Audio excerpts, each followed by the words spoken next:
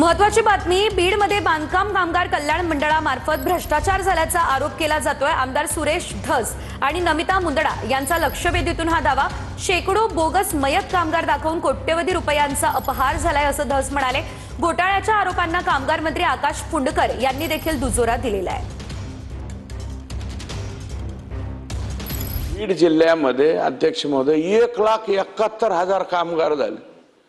आता आणि त्याच्यात काही जणांचा कुठे कुठे काम केलं, एका कामगाराच्या वरती नोंद आहे बुर्ज खलिफाला काम केलं। एका कामगाराच्या वरती नोंद काय अध्यक्ष महोदय, व्हाईट हाऊस येथे यांनी काम केलं। आता व्हाईट हाऊसला आणि बुर्ज खलिफाला काम केलेला कामगार आमच्या बीड जिल्ह्यामध्ये कसा येतो?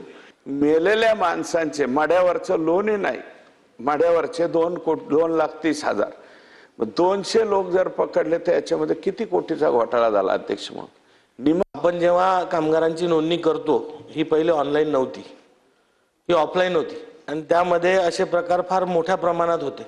आपण आता याच्यामध्ये बायोमेट्रिक सुद्धा आणलाय की ज्याच्यामुळे आता ही फसवणूक करता यायला नको। जेव्हा आपली तक्रार प्राप्त झाली आम्ही हे सगळं प्रकरण तपासलं। आतापर्यंत 53 प्रकरणामध्ये अनियमितता अजून आढळून आलेली नाही। ज्या लोकांनी हे केलं याच्यातल्या एकालाही सोडल्या जाणार नाही। आम्ही स्वतः कामगार विभागाने याच्यात स्वतः आतापर्यंत दक्षता पथकं नेमून महाराष्ट्रात 46 ठिकाणी FIR आतापर्यंत केलेले आहे।